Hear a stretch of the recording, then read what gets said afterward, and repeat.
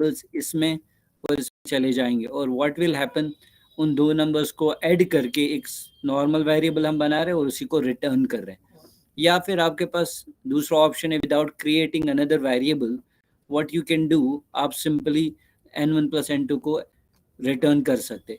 ये जो हमने यहाँ पे फंक्शन बनाई, इसी को हम बोलते हैं function with return type, because इसमें हमने एक कीवर्ड यहाँ पे यूज किया एड पे, that is called return keyword.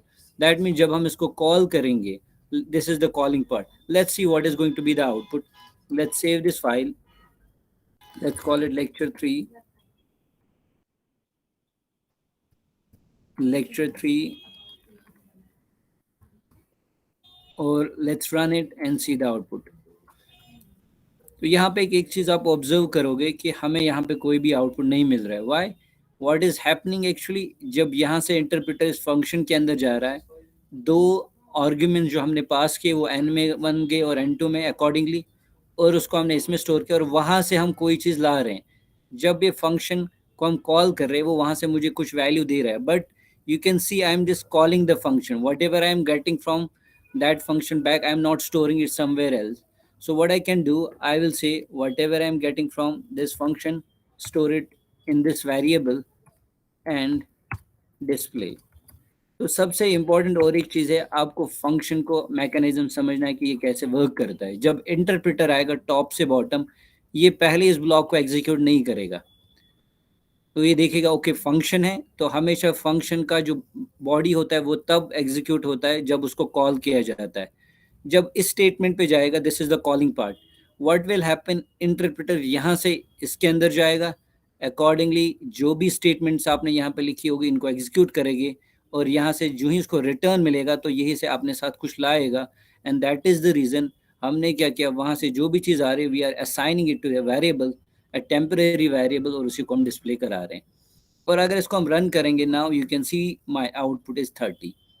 तो इस तरीके से हमने देखा कि जब भी इस फंक्शन को हम कॉल करेंगे, अगर हम इसको कोई भी दो आर्ग्यूमेंट्स पास करेंगे, हमेशा वहाँ से मुझे कोई ना कोई रिजल्ट मिलेगा। लाइक ए सेड, आप उसी एग्जाम्पल को लीजिए कि हम किसी को ट्रांजेक्शन कर रहे हैं, किसी को पैसे भेज रहे हैं, हम दो इनपुट्स यहाँ से पास कर रहे हैं, दो आर्ग्यूमेंट्स पास करें, suppose money and the account number for instance. तो लॉजिक उस फंक्शन के अंदर ऑलरेडी बना है, और वहाँ से एक स्पेसिफिक आउटपुट आएगा, या तो सक्सेसफुल आएगा या तो फेल्ड आएगा। फिर अकॉर्डिंगली हम उसको मैसेज दिखाते हैं कि भाई आपकी जो पेमेंट है वो सक्सेसफुल हो गई या फेल्ड हो गई या कोई और इश्यूज के साथ हो गए। तो अकॉर्डिंगली उस टाइप की चीज़ को हम यहाँ पे रिटर्न करते हैं। तो इस तरीके से हमने देखा कि एक सिंपल फंक्शन जो है हम किस तरीके से बना सकते हैं, और उसमें से हम कैसे एक रिटर्न वैल्यू करा सकते हैं, वो हमने यहाँ पे चीज़ अंडरस्टैंड कर दी। दूसरी इंपॉर्टेंट चीज़ है, कभी कभी स्टूडेंट से भी सवाल पूछते हैं कि sir is it necessary that कि ये जो फंक्शन है जिसमें हम रिटर्न यूज़ कर रहे हैं, it should be parameterize? No, ज़रूरी नहीं है। आपके पास कोई फंक्शन होगी विदाउट पैरामीटर्स, उसमें भी आप रिटर्न कर सकते हैं, कोई प्रॉब्लम नहीं। But most of the cases, 90% जो केसेस होते हैं रियल वर्ल्ड में, उनमें हमेशा जो आपकी फंक्शन होती है वो पैरामीटराइज्ड होती है, और उसमें हमने रिटर्न वैल्यू यूज़ किया होता है based on the situation. So this is very simple syntax. एक नॉर्मल से एक फंक्शन हमने बनाई, उसमें हमने दो पैरामीटर्स मेंशन किए, दैट मीन जब भी हम इसको कॉल करेंगे we need to pass two arguments. So वो दो आर्ग्यूमेंट्स मैंने पास किए, और अकॉर्डिंगली जो भी आपको लॉजिक लगाना होगा, जो भी इसकी बॉडी डिफाइन करनी है वो आप कर सकते हो। एंड फाइनली मैंने वहाँ से एक वैल्यू रिटर्न किया, और नीचे फिर उसी को डिस्प्ले कर रहे हैं। सो दैट मीन जो आपका इंटरप्रेटर होगा, how it will start executing your statement. First statement he will execute this, फिर अकॉर्डिंगली इस फंक्शन के अंदर जाएगा, वहाँ से वापस होकर फिर जो भी होगा इस वेरिएबल में जाएगा, और फिर एंड पे हमारी जो स्टेटमेंट है वो एग्जीक्यूट हो जाएगी। सो यहाँ तक चीज़ें क्लियर हो गई।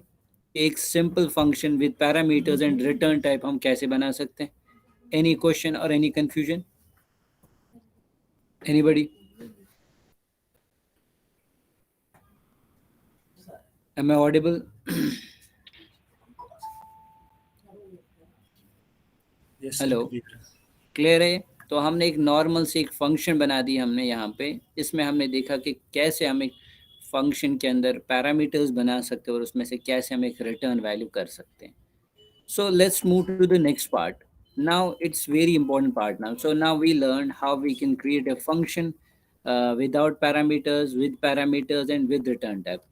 अब सबसे एक सिंपल सवाल पहले स्टार्ट करते हैं, ठीक है? Let's start with some exercise question so that मुझे भी आइडिया आ जाए कि आपको ये चीज़ आ गई समझ या नहीं. सपोज अगर आपसे पूछा गया कि you need to create a function that takes two arguments, name and age, print their value. So how should I do that? Suppose you have been asked to create a function that takes two arguments, name and age, and you need to print their values. Anybody?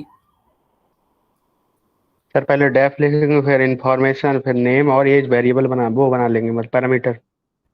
Exactly. So what we will do, we can simply create a function, anything. Let's say details. Okay, great. And we said it should have two arguments. Let's create two arguments, right? And I want to display those details, right? So simply I can use print name and comma age. name, comma age, right? Now, if I need to call this function, how I can do that? I can simply call this function details, right? Great. And now I can pass two arguments. Let's say string, suppose Sam, and let's say age 21. So if I am going to run it, तो यहाँ पे देखिए वही output आ गया, right? But what if, sir, we need to make it dynamic? How we can do that? Dynamic in the sense user से ही नाम पकड़ेंगे और एज पकड़ेंगे, फिर उस फंक्शन को पास करेंगे. So शाबाश, what should we do?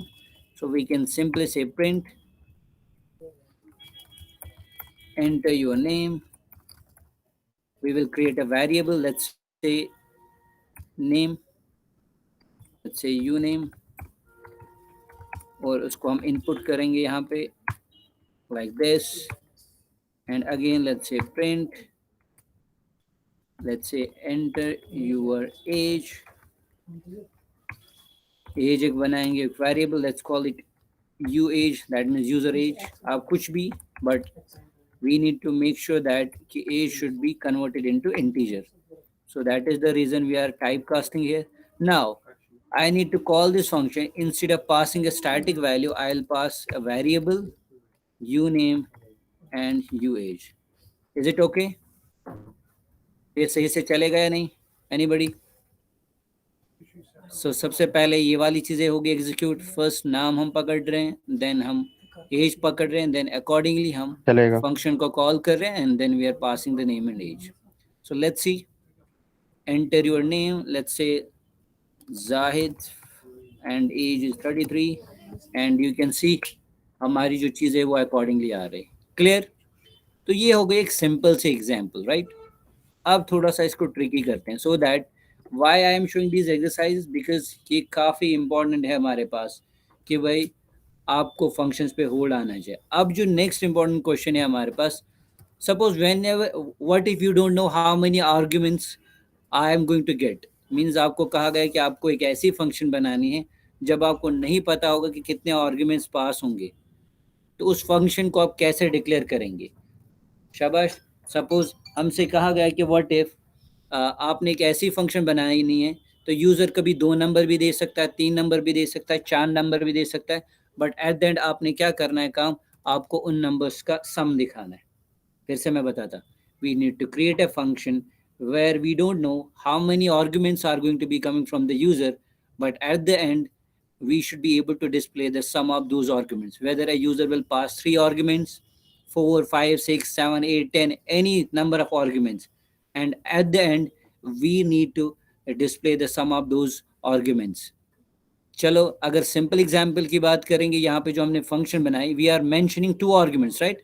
So that mean जब मैं इसको कॉल करूंगा, I need to pass 2 arguments, because मैंने इसको वैसे ही डिक्लेयर किया है. बट यहाँ पे अब सिचुएशन थोड़ी सी डिफरेंट है. Anybody has any idea how we can do that? Anybody? Don't worry, we have a thing called, इसको बोलते हैं, हमारे पास पाइथन में एक अच्छी इंपॉर्टेंट चीज़ है जो आपको डॉटनेट में भी मिलेंगे, जिसको हम बोलते हैं, आप एक वेरिएबल लेंथ आर्गुमेंट पास कर सकते हैं, which is declared by a keyword called asterisk. जब आपको पता नहीं होगा कि हमारे पास कितने आर्गुमेंट्स आ सकते हैं, तो आप क्या कर सकते हैं, आप पैरामीटर एक वेरिएबल आर्गुमेंट लेंथ का बना सकते हैं, जिसके थ्रू आप क्या कर सकते हैं, चाहे 2 आर्ग्यूमेंट्स आए या 5 आए या 6 आए, उनको आप अकॉर्डिंगली वो हैंडल खुद से ही कर लेगा। जैसे फॉर एग्जांपल लेट्स से हम क्या दिखाना चाहते हैं, addition. So what we will do, we will create a variable. अब कैसे पता चलेगा, you need to use a keyword called asterisk. यहाँ पे लिखेंगे आर्ग्स, आप कुछ भी नाम रख सकते हैं, एक वेरिएबल हमने बनाया but it is prefixed with a keyword called asterisk. It will represent that I can get any number of arguments. There is no fixed length now. 2 3 कुछ भी आ सकते हैं। But what was the challenge? So that means इसमें कभी 2 arguments भी आ सकते हैं, 5 भी आ सकते हैं, 6 भी आ सकते हैं, 1 भी आ सकता है। तो उस चीज को हैंडल करने के लिए we use an asterisk symbol here and then the variable name.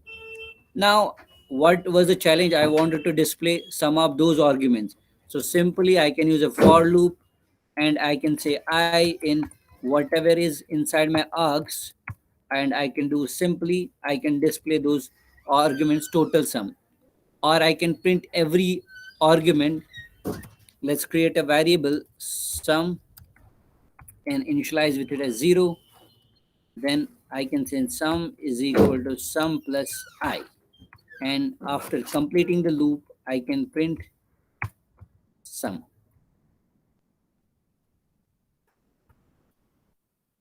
तो ये चीज़ इसमें सीखने के लिए इम्पोर्टेंट थी कि आपने यहाँ पे एक ऐसी फंक्शन बनाई जिसमें आप वेरिएबल लेंथ के आर्ग्यूमेंट्स पास कर सकते हैं। That will very, so you don't need to worry about अब आपको उतनी डेटा टाइप्स मेंशन करने की ज़रूरत। एंड फाइनली उसके अंदर हमने फिर लॉजिक क्या लगाया, जो भी उसके अंदर जितने भी आर्ग्यूमेंट्स होंगे एक एक करके हम आइट्रेट करेंगे, उसको अकॉर्डिंगली एक वेरिएबल के अंदर डाल के उनको ऐड करेंगे। एंड फाइनली जब लूप ख़त्म हो जाएगा, जितने भी आर्ग्यूमेंट्स होंगे उतनी बार लूप चलेगा एंड फाइनली हमें हमारा सम मिल गया होगा। या फिर साथ ही साथ I want to display each and every argument pass, तो I can also display i here. Now let's call this function and see is it going to be work और नॉट। एडिशन फंक्शन को call करते हैं। Look, I am passing here 2 arguments 3, 2,3। तो चलिए देखते हैं output क्या आ रहा है। एंड यू कैन सी दोनों डिस्प्ले हो गए और इन दोनों का सम क्या आ गया, 5। ठीक है, चलो ये वाली चीज़ एक बार आप देखें, आउटपुट आ गया 5। Okay, let's do one thing, let's pass 3 variables, 3 arguments now. आप देख सकते हैं 6 + 3 = 9, 9 + 2 हो गया 11। सो दैट मीन्स ये अब एक ऐसी फंक्शन बन गई। तो हमारे पास भी रियल वर्ल्ड में एक ऐसी कभी सिचुएशन होती है जब आपको नहीं पता होगा कि कभी मेरे पास कितने आर्ग्यूमेंट्स आएंगे। अगर आप इस चीज़ को देखेंगे, प्रिंट में भी एक तरीके से वैसा ही अगर देखेंगे, can you see the Meta data print, you can C print में भी हम कभी 2, कभी 3, कभी 4, कभी 5 वैल्यूज पास करते हैं। दैट मीन्स उसमें भी हमने जो आर्ग्यूमेंट या उसमें भी जो हमने पैरामीटर बनाया है वो एक तरीके से वेरिएबल आर्ग्यूमेंट लेंथ का है। दैट मीन्स हम जितने चाहे आर्ग्यूमेंट्स पास कर सकते हैं। क्लियरली ये चीज़ हो गई। Anybody has any question? Hello everyone.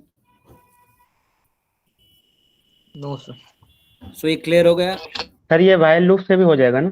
हाँ, you can use any loop, while loop, for loop, or Okay. you can use also range, but one of the efficient ways to do this, right? But you can use also while, but उसमें थोड़ी सी complexity आपको करनी पड़ेगी। But for में आप सीधे ही जो भी जितने भी एलिमेंट्स आ रहे हैं और इसमें डाल रहे हैं, राइट?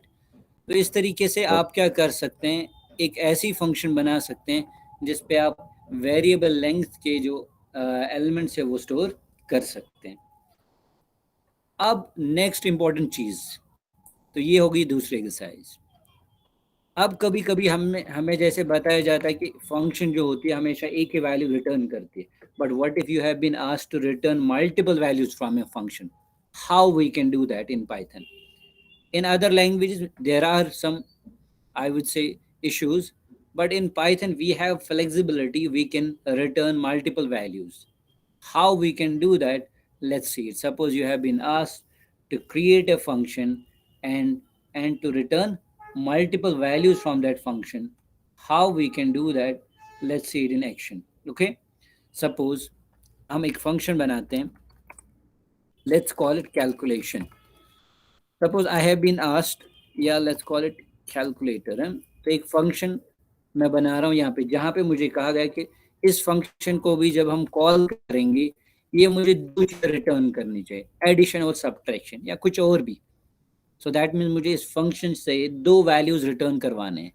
तो चले हम वेरिएबल बनाएंगे जिसमें हम आर्ग्यूमेंट्स पास करेंगे। सो दो नंबर्स जब मैं पास करूंगा, I want that this function should return two values. How we can do that? Let me show you. So let's create a function. Let's create a small variable num1 plus num2 और दूसरा हम बनाएंगे let's say mult, एक variable बनाएंगे उसमें store करेंगे n1 into n2। अब ये दो वैल्यूज जो है सम और mult, I want to return them. How we can do in Python? It's very easy. Simply you can return sum and then you need to use simply comma, that's it. तो इस तरीके से जब हम इसको call करेंगे, what you can do, you will get a multiple values. Let's see, let's call this function. So how I'm going to call this? I'll call it calculator and I'll pass two arguments. Suppose let me pass 2, 5. So addition आएगा हमारे पास 7 और multiplication आएगा 10. So that means वहाँ से जो output आएगा, let's store it in a variable, let's call it result. So इसको small रखते हैं। फंक्शन हमेशा अगर सिंगल नेम है तो उसको लोअर केस में रखिए, अगर टू नेम है उसमें then you can use a camel case. Sir code standardization जो मैं आपको बता रहा हूँ। तो हमने क्या किया, यहाँ पे जब इसको कॉल करेंगे we are passing two arguments, 2 और 5 इसमें गया। अकॉर्डिंगली हमने एक सिंपल लॉजिकल ऑपरेशन यहाँ पे लगा दी एंड फाइनली वहाँ से दो चीज़ें रिटर्न हो रही है, एक तो मुझे सम आ रहा है और एक तो मल्टीप्लाई। Let's find out. इस प्रिंट को हम रिजल्ट करते हैं, इस रिजल्ट को प्रिंट करते हैं, देखते हैं आउटपुट क्या आएगा। And you can say I am getting a tuple of 2 values. That means एक में मेरे पास क्या आ रहा है, पहले सम आ रहा है और दूसरा क्या आ रहा है, मल्टीप्लिकेशन आ रहा है। तो इस तरीके से आप क्या कर सकते हो, दो वैल्यूज को आप एक्सेप्ट कर सकते हो या दो वैल्यूज को रिटर्न, या मल्टीपल वैल्यूज अगर और भी आपको कोई वैल्यू रिटर्न करना है तो आप इस तरीके से मल्टीपल वैल्यूज एक फंक्शन से रिटर्न कर सकते हैं। तो visibility of creating a function, what you can do, you can return multiple values. This is one way, right? Another way is some destructuring. आप क्या कर सकते हैं, यहाँ पे आप accordingly एक variable बना सकते हैं, let's say add comma sum, और यहाँ पे जब इसको कॉल करेंगे आप कैलकुलेटर को और let's pass it suppose 3,3, तो पहला वैल्यू जो रिटर्न होगा ऐड में चला जाएगा, यानी कि यहाँ से भी हम रिटर्न क्या कर रहे हैं, सम ही कर रहे हैं, तो वो डायरेक्टली इसमें चला जाएगा और इसको नाम रखेंगे हम मल्टी रखेंगे इसका नाम, ठीक है। तो दूसरे वेरिएबल में हमारा मल्टीप्लिकेशन चला जाए, तो ये मैटर नहीं करता है। What matters, because we know we are going to get two values, पहले में हमने सम स्टोर किया, दूसरे में हमने मल्टीप्लाई। तो अकॉर्डिंगली जो ऑर्डर आप यहाँ से रिटर्न कर रहे हैं, मैंने उस हिसाब से दो वेरिएबल्स बनाए, एक का ऐड नाम रखा और दूसरे का नाम रखा मल्टी। बट आप कुछ भी नाम रख सकते हैं, जरूरी नहीं ये ही नाम, मैं एक्स कॉमा वाई भी रख सकता हूँ। Now if I try to display add and let's print multi also and see the output here, तो आप देख सकते हैं अकॉर्डिंगली हमारे पास वही आउटपुट मिल गया। तो इससे पहले हमें एक टपल मिल रहा था, पैरेंथेसिस, ये देख सकते हो, इससे पहले जो रिजल्ट मिल रहा था वो इस तरीके से मिल रहा था, बट हमने इनको सेपरेट कर दिया। कैसे? By creating variables accordingly, how many values I am getting from the function, उसी हिसाब से मैंने दो वेरिएबल्स को यहाँ पे कर दिया। तो ये होगी और एक इम्पॉर्टेंट चीज़ फंक्शंस के रिगार्डिंग, कि अगर आपके पास पूछा गया है कि आपने एक फंक्शन बनाना है तो उसमें क्या है हमारे पास, आपको मल्टीपल वैल्यूज रिटर्न करने हैं, तो कैसे कर सकते हैं। So this is the example how you can do that. तो ये चीज़ क्लियर हो गई? Anyone, any question so far? Aman, any question? Clear? Yamin? Yes sir, clear. So ये काफ़ी इंपॉर्टेंट चीज़ है। अब थोड़ा सा और इसको ट्रिकी करते हैं। Let's move to the next part, because I want to make sure that आपको जो फंक्शंस है वो काफ़ी इंपॉर्टेंट है, वो आपको अच्छे से समझ आए, बिकॉज ये आपको पाइथन की जो आगे वाली चीज़ें उनको बिल्ड करने में काफ़ी हेल्प करेगा। बिकॉज रियल वर्ल्ड में हम ऑप्टिमाइजेशन का ख्याल बहुत रखते हैं, तो ऑप्टिमाइजेशन को अचीव करने के लिए अगर आप प्रोडक्शन लेवल ग्रेड कोड कर रहे हैं तो वहाँ पे फंक्शंस बनाना ज़रूरी है, और फंक्शंस को आप जितने तरीके से आप अच्छे से समझोगे उतना प्लस पॉइंट रहेगा। अब एक दूसरी situation, suppose you have been asked, suppose for instance हमारा एक फंक्शन ऐसी बनानी है, we need to pass an argument, we need to pass an argument, but what if a person will not pass any value to a particular argument, what should happen? उस time उसके एक default value जाना चाहिए। क्या जाना चाहिए? Default value जाना चाहिए। हमें एक फंक्शन बनानी है जिसमें हमें क्या करना है, एम्प्लॉयज सपोज है उनको डिटेल्स डिस्प्ले करानी है, उस कोई एम्प्लॉय आएगा उसका नाम डिस्प्ले कराना है और उसकी सैलरी डिस्प्ले करानी है। बट व्हाट इफ अगर कोई बंदा खाली नाम देगा, सैलरी नहीं देगा, तो उसका हम एक डिफॉल्ट वैल्यू दिखाए। फिर से मैं बताता चलूँ, you have been asked to create a function where you need to display employee details, employee's name and salary, employee का name या salary दिखाना है। बट अगर वो एम्प्लॉई खाली नेम देगा, सैलरी नहीं देगा, तो उस टाइम क्या होना चाहिए, स्टिल जो एक डिफॉल्ट वैल्यू है, एक फिक्स्ड वैल्यू उसको आना चाहिए। ठीक है, फॉर इंस्टेंस आपके एक सिंपल एग्जांपल देता हूँ। आपको बताया गया कि भाई एक फंक्शन बनाओ कॉलेज के लिए, जिसमें क्या है कि स्टूडेंट्स अपना नाम, एड्रेस देंगे, फ़ोन नंबर देंगे, राइट, और डिपार्टमेंट देंगे। ठीक है, हाँ, अगर कोई डिपार्टमेंट नहीं देगा तो बाय डिफ़ॉल्ट उसका डिपार्टमेंट आना चाहिए ईएनसी या सीएससी या मैकेनिकल, या इसी तरीके से कॉलेज है, अगर कॉलेज नेम भी नहीं देगा कोई, बाय डिफ़ॉल्ट उसमें खुद ही चला जाना चाहिए एनआईटी। तो ये चीज़ आई समझ। सपोज़ आपसे कहा गया कि भाई एक फंक्शन बनानी है जिसमें हम स्टूडेंट से नाम पूछेंगे, एड्रेस पूछेंगे, फ़ोन नंबर पूछेंगे और डिपार्टमेंट और कॉलेज नेम। बट अगर हमारे स्टूडेंट्स, उन्होंने नाम दिया, एड्रेस दिया, फ़ोन नंबर दिया, बट डिपार्टमेंट नहीं दिया या कॉलेज का नाम नहीं दिया, तो स्टिल जहाँ पे हम डिस्प्ले करा रहे हैं उसका डिफ़ॉल्ट वैल्यू जाना चाहिए डिपार्टमेंट में भी और कॉलेज में भी। तो ऐसी चीज़ को हम कैसे कर सकते? अगर वो प्रोवाइड करेंगे तो वो ओवरराइड होना चाहिए, अगर नहीं देंगे तो डिफ़ॉल्ट वैल्यू जाना रहना चाहिए। तो क्या कर देंगे, हम एक फंक्शन बनाएंगे, let's create show student details. तो एक फंक्शन मैंने बनाई, so let's declare some variables, let's say name, तो उसके बाद मैंने क्या कहा, let's say address. Okay, next. अब ये दो चीज़ें लेते हैं, सपोज डिपार्टमेंट, बट अगर कोई डिपार्टमेंट नहीं देगा, I want that default should be ENC, क्या होना चाहिए हमारे पास, ईसी डिपार्टमेंट। और इसी तरीके से अब अगर वो कॉलेज नेम देगा, let's create a variable college name, अगर नहीं देगा बट स्टिल डिफॉल्ट क्या चला जाना चाहिए उसमें, एनआईटी।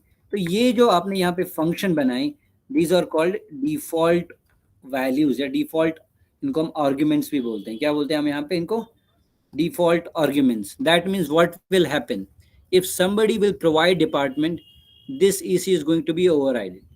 अगर नहीं देगा तो इस चीज़ को डिफॉल्टली यही वैल्यू चला जाएगा। इसी तरीके से कॉलेज नेम को भी। तो चलिए इसको प्रिंट करते हैं, तो हम डिटेल्स को प्रिंट करते हैं। Let's say I can say name, ऐसे कर देते हैं, कॉमा, फिर नेम को डिस्प्ले करेंगे। ठीक है, या यहाँ पे कुछ इस तरीके से डिस्प्ले कराएंगे, प्रिंट स्टूडेंट डिटेल्स। ओके, पूरा ध्यान रखिएगा इस चीज़ को। इसको मैं कॉपी पेस्ट करता हूँ, यहाँ पे एड्रेस डाल देंगे। तो आप हर एक को भी डिफ़ॉल्ट आर्गुमेंट दे सकते हैं, बट जहाँ पे सिचुएशन है उसी हिसाब से। जैसे मैंने सोचा ओके डिपार्टमेंट किसी को भूल सकता है, तो बट हम चाहते हैं कि डिफ़ॉल्ट हो खुद ही, कोई सपोज आपने विद इन द डिपार्टमेंट कोई रजिस्ट्रेशन निकाले, अब उसको दिमाग में ये चीज़ चल रही होगी, ओके तो इनको तो पता ही कि सेम डिपार्टमेंट, तो वहाँ पे वो गलती कर सकता है। तो अपनी कन्वीनियंस के लिए, ताकि डेटाबेस में इनकंसिस्टेंट डेटा ना जाए, या अगर आप कहीं यूआई पे दिखा रहे हैं, किसी वेबसाइट में डिस्प्ले करा रहे हैं कंटेंट, तो वहाँ पे वो खाली ना दिखे। तो इस चीज़ को ओवरकम करने के लिए आप क्या कर सकते हैं, डिफ़ॉल्ट वैल्यूज़ को सेट कर सकते हैं। इसी तरीके से we can say department, department name, और यहाँ पे we can say DEPT department, let's say college name, और यहाँ पे हम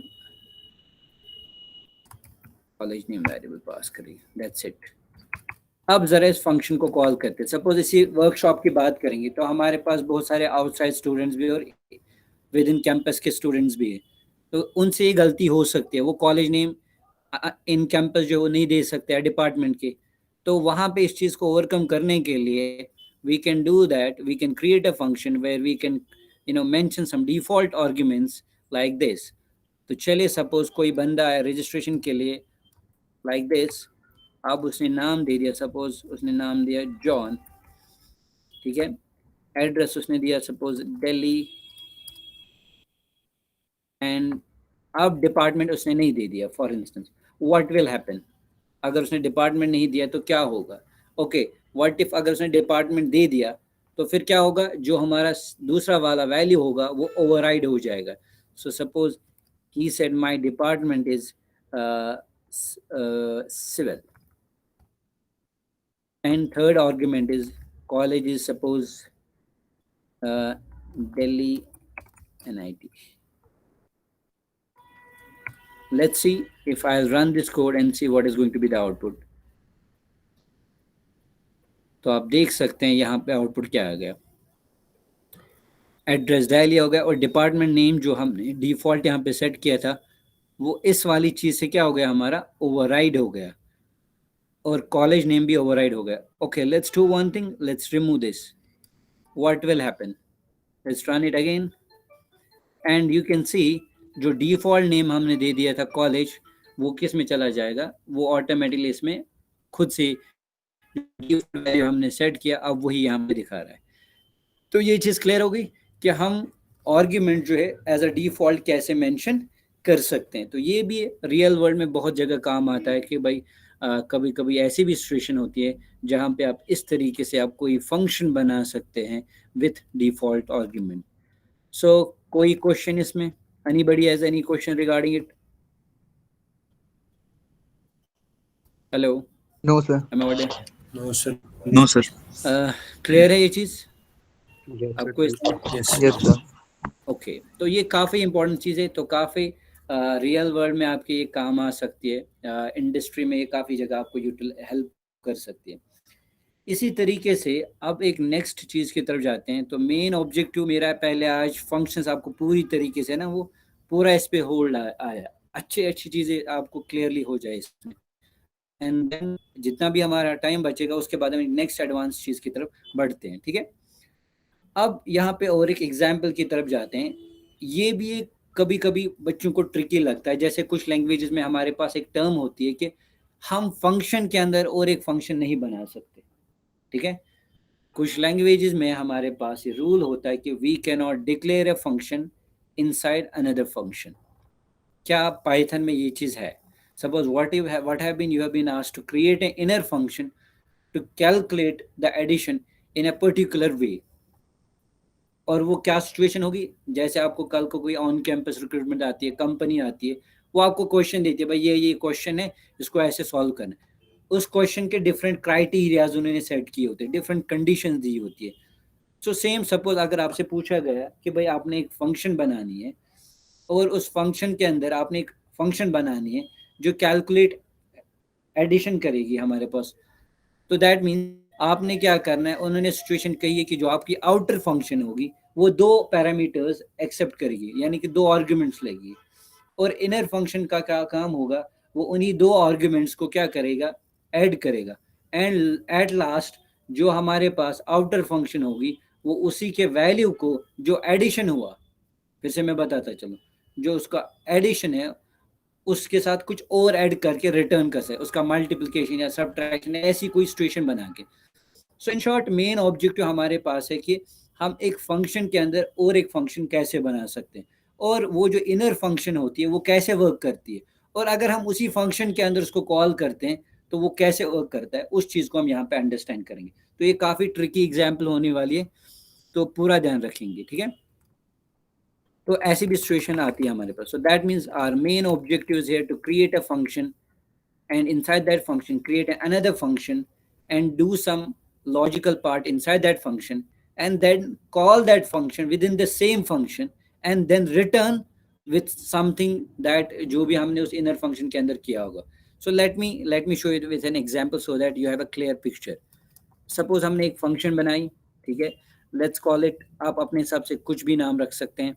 अब चूंकि यहाँ पे अब कॉन्सेप्ट आएगा इनर फंक्शन और आउटर फंक्शन को, तो मैं कोशिश करूंगा इसका नाम आउटर रखूंगा मैं, और साथ के साथ इसके साथ आप कुछ भी नाम ऐड करना चाहोगे तो आप कुछ भी नाम रख सकते हैं. लेट्स से इनर फंक्शन, इसका नाम मैंने रखा है इनर आउटर फन. ठीक है, सिचुएशन में इसकी जब इस फंक्शन को हम कॉल करेंगे इट शुड एक्सेप्ट 2 आर्ग्यूमेंट्स. सो चलिए वो 2 आर्ग्यूमेंट्स बनाए हमने. तो ये एक नॉर्मल अभी फंक्शन है जिसका हमने नाम रखा आउटर फन. क्लियर यहाँ तक? अब लेकिन सिचुएशन क्या है मेरे पास, वो जो फंक्शन है उसके अंदर हमें और एक फंक्शन बनाए, जो हमने आर्ग्यूमेंट्स दिए वो उस इनर फंक्शन के अंदर भी हमें पास करने और वहां पे कुछ करना है. तो चले, no problem, we can do that. Let's say, या फिर यहाँ पे आप और भी कोई कैलकुलेशन है जो भी चाहिए वो चीज़ें आप यहाँ पे कर सकते हैं. But what I can do, I will create another function, let's call it addition. Suppose है addition, inside that I'll pass the same arguments a comma b. तो ये हमने फंक्शन के अंदर और एक फंक्शन बनाया. यहाँ पे मैं एक स्टेटमेंट लिखूंगा आउटर फंक्शन बॉडी. तो ये जो भी इस इंडेंटर में होगा वो इस आउटर फंक्शन की बॉडी होगी हमारी. अब ये जो है दिस इज इनर फंक्शन. अब ये जो पार्ट होगा ये इनर फंक्शन की बॉडी है. तो मैं क्या करना चाहता हूँ, I want to do one thing, I want to return a plus b. तो ये एक सिंपल चीज़ मीन्स इस फंक्शन के अंदर मैं क्या कर रहा हूँ, जब मैं इस आउटर फंक्शन को कॉल करूँगा मैं इसको 2 आर्ग्यूमेंट्स पास कर रहा हूँ. वही 2 आर्ग्यूमेंट्स मैंने इनर फंक्शन को पास किए और वहाँ पे उनको ऐड कर रहा हूँ, लेकिन उसी को रिटर्न कर रहा हूँ. और जो ये रिटर्न वैल्यू है मैं with in the same function उसको यूटिलाइज करना चाहता हूँ. How I can do that? तो यहाँ पे ये पूरी वाला पार्ट जो है, रिमेंबर दैट बहुत सारे बच्चे जो है यहाँ पे गलती करते हैं इंडेंटेशन में. अगर ये इधर इनर है दैट मीन्स ये इस फंक्शन की बॉडी है. जब ये इससे बाहर जाएगा इस डेफ के बराबर सीध में आएगा दैट मीन्स ये अब इसकी बॉडी बन गई. जैसे आप देख सकते हो ये प्रिंट और डेफ एक ही लाइन में इंडेंट कर रहे हैं. तो दैट मीन्स ये दोनों किसकी बॉडी है हमारे पास, इस आउटर की, और इस इनर की खुद की बॉडी ये है. तो चलिए मैं बाहर जाता हूँ इनर फंक्शन से. What I want to do, let's create a variable sum and I want to create call this function. अब देख सकते हो मैंने फंक्शन के अंदर फंक्शन को कॉल किया और वो 2 पैरामीटर्स मैंने उसको पास किए. सो दैट मीन्स यहाँ पे जब मैं जाऊँगा इस इनर फंक्शन को कॉल कर रहा हूँ मैं यहाँ पे आउटर फंक्शन के अंदर ही, और जो 2 आर्ग्यूमेंट्स वहाँ से आ रहे थे वही मैं यहाँ पे पास कर रहा हूँ. क्या सर यहाँ पे a कॉमा b लिख सकते हैं या कुछ और? बेटा यहाँ पे आप कुछ भी नाम रख सकते हैं. I can say let's say x comma y, और यहाँ पे भी x कॉमा y लिख सकते हैं. बट मेक श्योर यहाँ पे आपका वही ऊपर वाला a और b होना चाहिए. क्लियर है? क्योंकि ये चीज़ वहाँ से आ रही है, लोकल वेरिएबल्स है ये. यहाँ पे उन्हीं को मैं इसके अंदर पास कर रहा हूँ, फिर जो भी यहाँ पे लॉजिक है. तो दिस इज कॉलिंग पार्ट. तो that means what will happen, जब इस आउटर फंक्शन को हम कॉल करेंगे सबसे वाला पार्ट पहले ये चलेगा. सो इस एडिशन फंक्शन को ये कॉल करेगा, ये देखेगा ओके ये तो यहाँ पे ये फंक्शन है, इसके अंदर जाएगा, कैलकुलेशन करेगा, इसके 2 नंबर्स पास करें और वहाँ से जो रिजल्ट आएगा वो इसमें डालेगा. अब मैं क्या चाहता हूँ, जो मुझे वो सम मिल रहा है वहाँ पे उसी को मैं रिटर्न करूँ. क्या करूँ? लेकिन उसको रिटर्न करके उसको आई want to multiply by 2. That's it. अब ये रिटर्न किसका, ये आउटर फंक्शन का रिटर्न है. तो इस तरीके से हमने एक सिंपल फंक्शन बनाई, आउटर फंक्शन और इनर फंक्शन. अब जरा देखते हैं, अब इसको कॉल करते हैं. ठीक है, let's call this function. Outer function को हम कॉल करेंगे. अब मैं इसको कुछ ना कुछ वैल्यू पास करूं और मुझे पता ही है वहां से, अब चूंकि यू हैव नाउ आइडिया कि ये जो मेरी रिटर्न वाली फंक्शन ये कुछ ना कुछ मुझे वहां से देगी.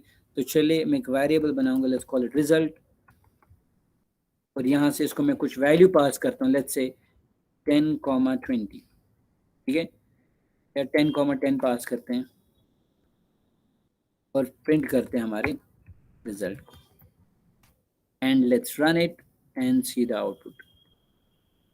सो आप देख सकते हैं आउटपुट क्या आ गया 40. ज़रा इस चीज़ को पहले अंडरस्टैंड करते हैं, ये 40 कैसे आया. ये 10 गया इधर ए के पास, ये 10 बी, तो ए और बी में 10 है. सो फिर यहाँ पे ये वाली लाइन चलेगी, क्योंकि ये फंक्शन है तो ये नहीं एग्जीक्यूट होगी जब तक कि आप इसको कॉल नहीं करेंगे. तो इसको कॉल यहाँ पे हो रहा है तो वही 10 हम और 10 इधर भेज रहे हैं. सो 10 और 10 इधर गया, इनको ऐड कर रहे हैं, 10 + 10 बन गया 20. तो दैट मीन्स इस सम में गया 20. फिर नीचे जब जाएंगे हम रिटर्न क्या कर रहे हैं, सम में जो है multiplied by 2, that is 2 × 20 that is equal to 40. तो आप देख सकते हैं वो 40 आ गया. तो ये हमारे पास एक सिंपल एग्जांपल थी कि आप कैसे एक आउटर फंक्शन बना सकते हैं और कैसे हम एक इनर फंक्शन बना सकते हैं. तो ये वाली जो चीज़ है दिस इज इनर फंक्शन, और ये वाली जो चीज़ थी वो आउटर फंक्शन. और यहाँ पे हम क्या कर रहे हैं, here we are calling inner function.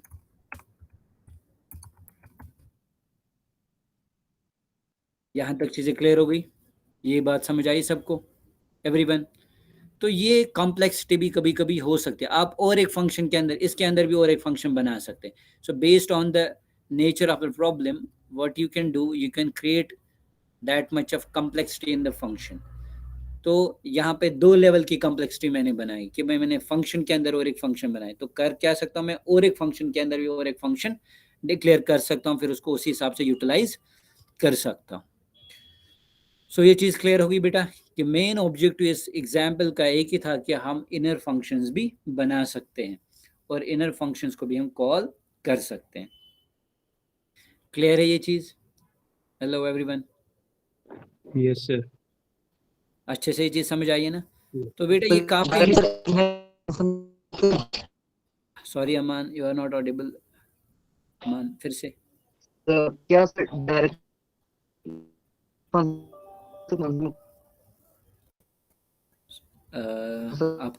आपकी आवाज कट रही है अमान. तो मैं जैसे कि नहीं यार, किसी को समझ आ रहा है कोई? एनीबडी? किसी को समझ आ रहा है कुछ?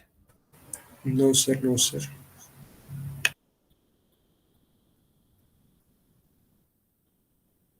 अमान आप यहाँ पे लिख सकते हो.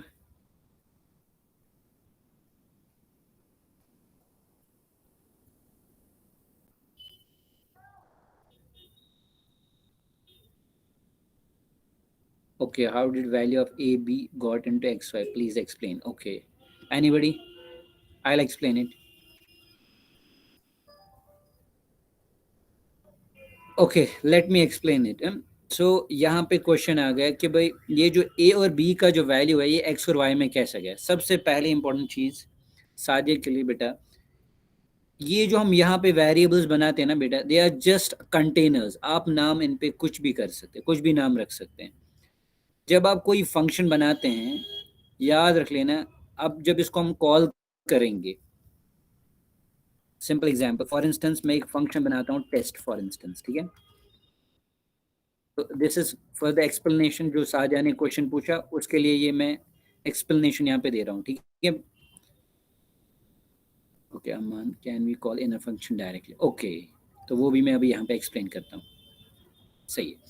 तो सबसे पहले जो चीज़ है हमारे पास सादे के लिए कि इस x और y में ये a और b का वैल्यू कैसे चला गया, ठीक है? Let's make it understand first.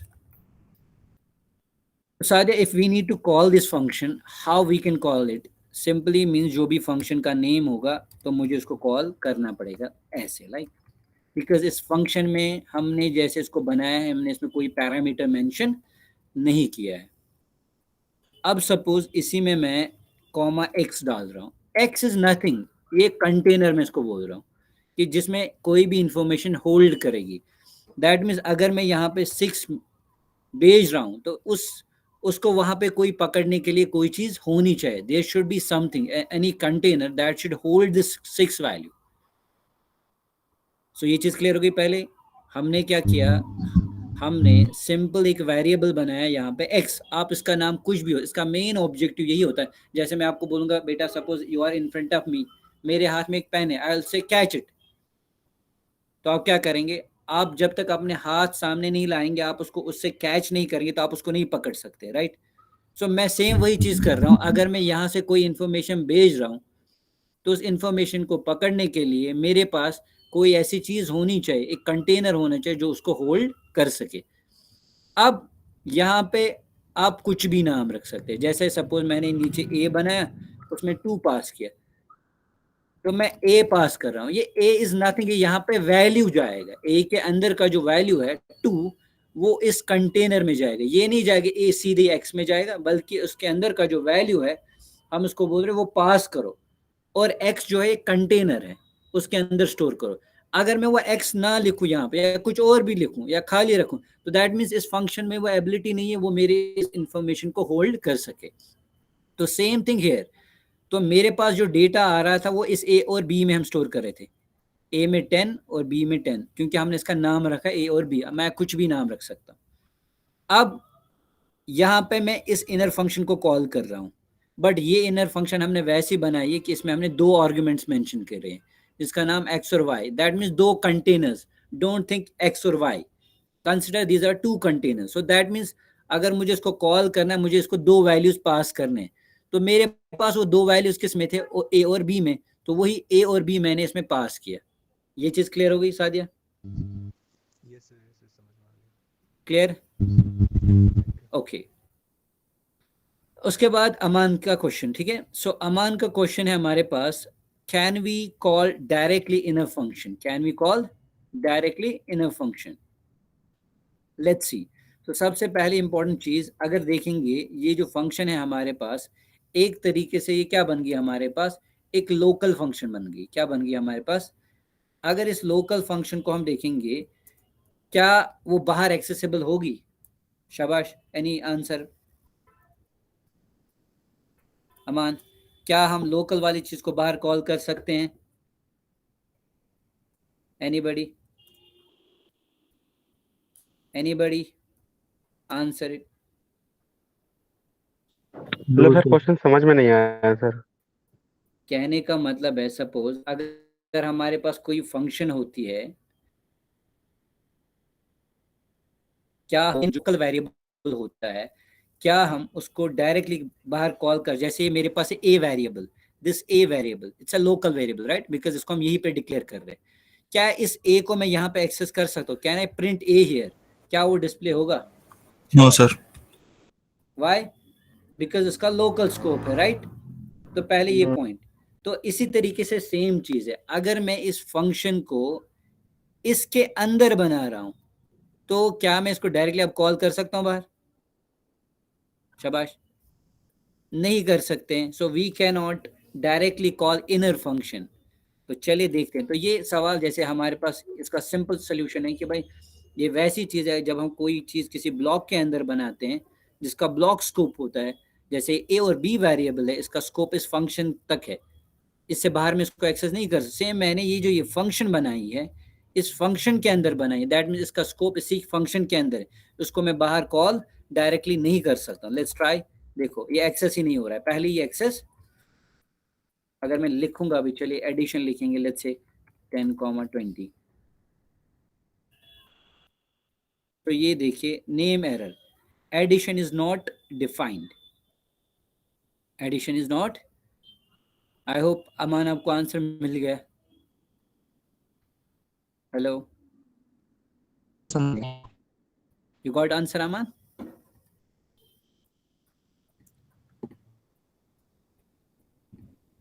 Sir instead outer function बनाया, आउटर फंक्शन में हमने इनर फंक्शन डिफाइन किया। हम तो आउटर फंक्शन के बाहर भी वो फंक्शन बना सकते थे, तो फिर उसको अपने फंक्शन में कॉल कर सकते थे। हाँ, अब सपोज कामरान का सवाल है कि सब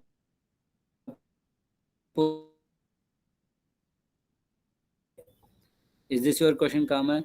तो कभी कभी Yes, हमारे पास सिचुएशन होती है कि भाई वो जो इनर फंक्शन है वो खाली एक्सेसिबल उसी फंक्शन के अंदर हो, बट अगर मैं यही फंक्शन बाहर बनाऊंगा बेटा, ठीक है, एडिशन को मैंने बाहर लिया, तो दैट मीन्स वो सब एक्सेस कर पाएंगे, राइट। Yes sir. लेकिन तो ये एक, इसमें एक ये इंपॉर्टेंट चीज है कि भाई इनर फंक्शन के अंदर हम एक फंक्शन के अंदर और एक इनर फंक्शन तब बनाते हैं जब उसकी जो मैकेनिज्म या जब उसका जो नीड होगा उसी फंक्शन के अंदर होगा, उसके बाहर नहीं होगा। अगर वही काम आप बाहर वाली फंक्शन से कर सकते हो तो फिर आपको इनर फंक्शन बनाने की जरूरत नहीं है। तो ये चीज आपने जहन में रखनी है। क्लियर ये चीज? Yes yes. ओके, सो ये आ गया। और एक इम्पॉर्टेंट चीज यहाँ पे कि भाई हम एक फंक्शन के अंदर और एक जो फंक्शन है उसको हम कैसे कॉल कर सकते हैं। आई होप ये चीज आपको पहले समझ आ गई। क्लियर है ये चीज? अब सपोज हमारे पास एक फंक्शन है और एक सपोज, तो ये थोड़ा सा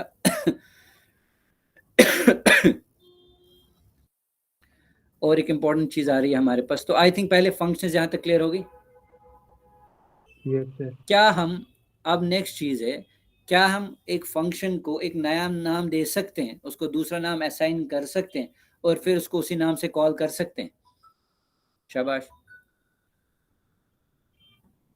एनीबडी?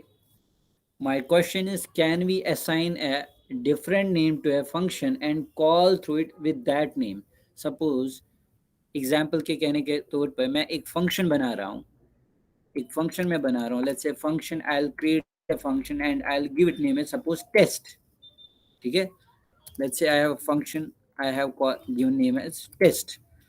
और चलिए यहाँ पे मैं मैसेज इसके अंदर रखूंगा welcome, this is test function, right? So we know if I need to call this function, I need to use the name test, right?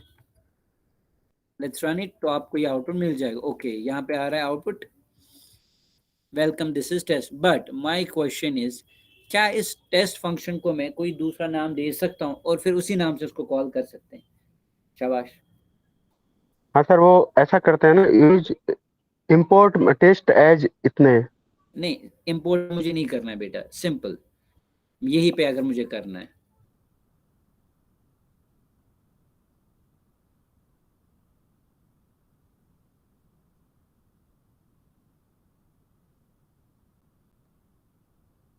ये कि आप रखूंगा, लेट्स कॉल इट डेमो। तो जो फंक्शन है मैंने सीधे ऐसे, तो दैट मीन्स मैं क्या इसको बोल रहा हूँ, जो टेस्ट है उसका नाम मैंने क्या रखा, अब डेमो। अब मैं इस डेमो से इसको कॉल कर सकता हूँ। Let's find out and you can C. So that means हमारे पास एक अगर फंक्शन होगी तो हम उसको कॉल कर सकते हैं। अब दूसरा सवाल, सर अगर वो पैरामीटराइज्ड होगी वो फंक्शन, तब क्या होगा? चलो यहाँ पे तो कोई पैरामीटर नहीं था, आपने सीधे लिख दिया। What happen if it is a parameterized function? Suppose it is x, y, so means मुझे इस फंक्शन को कितने आर्ग्यूमेंट्स पास करने? 2। सपोज वेलकम, यहाँ पे लिखेंगे हम ऐसे x, y, जो भी x और y में है उसको हम वेलकम कर रहे हैं। अब चलो मैंने तो इस फंक्शन को इसमें असाइन किया, दैट मीन्स इसका न्यू नाम बन गया। तो क्या अब इसको मैं ऐसे कॉल कर सकता हूँ? Yes, what you can do, अब यहाँ पे वो 2 आर्ग्यूमेंट्स आप पास कर सकते हैं। Let's pass Aman and let's pass दिनाक। अगर इसको हम रन करेंगे तो आप देख सकते हैं इस तरीके से ये चीज चल जाएगी। सो ये एक और एक इम्पॉर्टेंट पार्ट हो गया हमारे पास। Yes, we can change the name, we can assign a new name to an existing function and we can call that function with the same name, with the new name। तो ये चीज clear हो गई बेटा? यहाँ तक अच्छे से आई समझ? सो आई थिंक यहाँ पे जो हमारे पास फंक्शंस की एक एक्सरसाइज थी, आई काफी क्लियर हो गई आपको, ठीक है, जिसमें हमने बहुत सारी चीजें डिस्कस की कि किस होती है और रियल वर्ल्ड में उनको हम कैसे यूटिलाइज करते हैं, और कोड ऑप्टिमाइजेशन के लिए इस टाइप की फंक्शंस और अलग अलग टाइप की फंक्शंस को समझना काफ़ी इंपॉर्टेंट पार्ट रहता है। If you are targeting a FAANG companies, they are very serious about optimization. उस कंपनी में एक रूल बुक लिखी होती है जहाँ पे ऑप्टिमाइजेशन को काफ़ी फोर्स किया जाता है, और optimization can be achieved with number of ways, और one of the way is you can use a function. ठीक है, क्लियर है? और एक फंक्शन होती है हमारे पास जिसको हम रिकर्शन बोलते हैं, रिकर्सिव फंक्शन। शाबाश। एनीबॉडी, किसी को आइडिया है रिकर्सिव फंक्शन का? ये सर सेम फंक्शन को अपनी फंक्शन में दोबारा कॉल करना with different parameters. Exactly suppose अगर मेरे पास एक फंक्शन है, अगर उसको मैं कॉल कर रहा हूँ उसी फंक्शन के अंदर, जैसे फॉर इंस्टेंस मैं लिखूंगा डेफ डेमो, फॉर इंस्टेंस मैं लिखूंगा प्रिंट, अब यहाँ पे मैं hello this is demo right, और यहाँ पे मैं काम करूंगा लेट्स क्रिएट अ वेरिएबल आपको समझाने के लिए, और यहाँ पे मैं आई को डिस्प्ले करूंगा बल्कि प्लस प्लस, ओके या लेट्स डू वन थिंग, यहाँ पे i is equal to i plus 1, और फिर इसी के अंदर इस फंक्शन को मैं वापस कॉल करूंगा। दिस इज कॉल्ड रिकर्शन या रिकर्सिव नेचर है, यहाँ पे रिकर्शन हो रहा है, दैट मीन्स जब मैं इस फंक्शन को कॉल करूंगा, let's call this function here, what will happen, ये फंक्शन में इधर जाएगा हमारा इंटरप्रेटर, आई में वैल्यू असाइन, सपोज कोई बॉडी, तो हेलो दिस इज डेमो, आई का वैल्यू आएगा 1, फिर इंक्रीमेंट हो जाएगा, आई का वैल्यू क्या बनेगा 2, बट यहाँ पे फिर से वापस किसको हम कॉल करें, आई को। आपको आ रही है बात समझ? या फिर एक काम करके इसको आप बाहर भी बना सकते हैं लाइक दिस, ठीक है। तो आप मुझे बताइए क्या ये इंटरप्रेटर इससे बाहर निकलेगा? नो सर, क्योंकि इनफिनाइटली चलेगा, हमने एंड नहीं रखा है इसको। बिल्कुल, तो जो रिकर्सिव फंक्शंस होती है अगर हम उनमें कंडीशन नहीं डाल देंगे वो फंक्शन क्या चलेगी, इन्फिनाइट चली जाएगी। जैसे अगर इसको मैं कॉल करूंगा, लेट्स फाइंड आउट, ओके यहाँ पे इसको एक्सेस नहीं हो रहा है, लेट्स डू वन थिंग, इधर इसको बना देते हैं फिर करते रहें। अब देखिए ये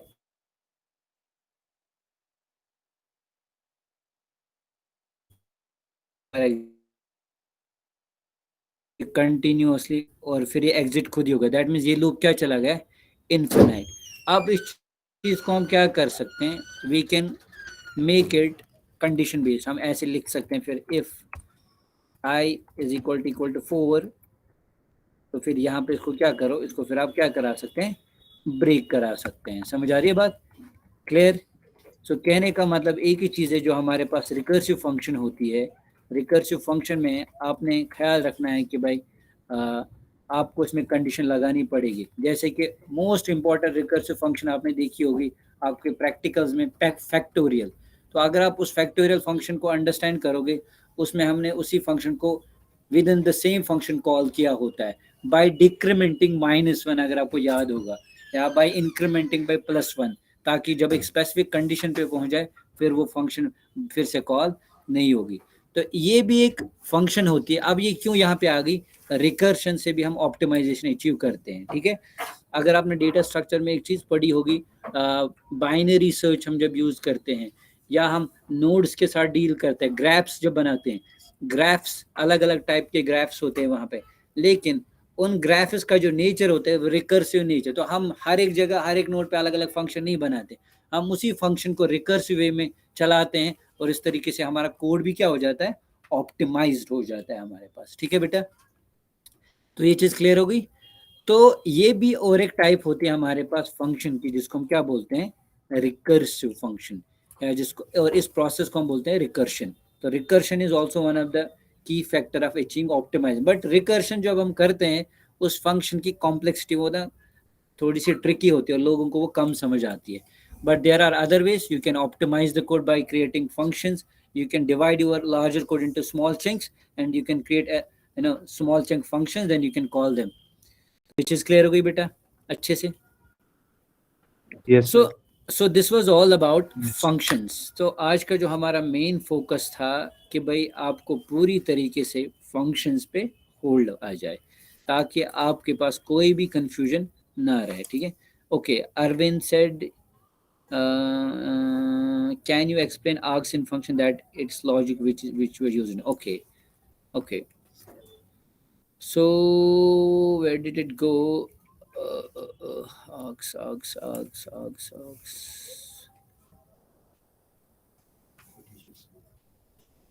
हाँ, ये वाला पार्ट, राइट। तो ये हम उस सिचुएशन में यूज करते हैं, ये इसकी वजह से वेरिएबल लेंथ बनती है, ये एक जस्ट एक वेरिएबल ही बनता है। आप इसको एक तरीके से इंटरनली आप इसको समझ सकते हो कि अगर इसको मैं कॉल करूंगा इस फंक्शन को, लेट मी शो यू। हाँ, मैं क्या करूंगा यहाँ पे, let me do one thing, let me print type of arcs. ठीक है, चलिए इसको रन करते हैं। ओके, नीचे नीचे डेमो को बंद करते हैं पहले। तो आप देखिए ये एक्चुअली क्या करता है क्रिएट, ये जो आपका वेरिएबल होता है ये एक्चुअली टपल एक क्रिएट करता है। ठीक है, एक कलेक्शन, यानी कि एक तरीके से एक ऐसा कंटेनर होता है जिसमें हम बहुत सारे वैल्यूज को स्टोर कर सकते हैं। टपल भी एक डेटा स्ट्रक्चर है, जैसे हमारे पास लिस्ट होता है, सेट होता है, डिक्शनरी होता है, वैसे ही हमारे पास एक टपल होता है। तो ये क्या करता है, एक लिस्ट बनाता है, एक टपल डेटा स्ट्रक्चर जिसमें हमारे पास चाहे 2 पैरामीटर्स भेजें हम या 3 आर्ग्यूमेंट्स पास करें, 4, उनको एज अ टपल के फॉर्म में स्टोर करता है और फिर इसी तरीके से हम उस टपल में से एक एक करके एलिमेंट्स को आइटरेट करते हैं और बाकी ये सिंपल वही लॉजिक है। आई होप ये चीज क्लियर। लेकिन ये किसकी वजह से एक टपल बनता है, by using this particular symbol, I would say asterisk. ठीक है, तो ये चीज क्लियर हो गई बेटा? Yes, sir. Okay okay, Yes, sir. so I think this is enough for the day today। और अगर किसी भी क्वेश्चन या कोई भी क्वेरी होगी किसी को, so please let me know, तो कल मैं आपको डेफिनेटली उस चीज़ का आंसर दूंगा। और कल हम कुछ और इंटरेस्टिंग चीज़ों को एक्सप्लोर करेंगे, यहाँ तक जैसे फंक्शंस एक आपकी बेस बन गई, फिर इसी चीज़ को एक नए एडवांस लेवल पे जाएंगे ताकि जो बिगनर्स भी और जो हमारे पास ऑलरेडी स्टूडेंट्स हैं उनको भी इस चीज़ में मज़ा आए। ठीक है, this is enough for the day. Thank you. Okay everyone, thank you everyone, Okay, sir. thank you for joining।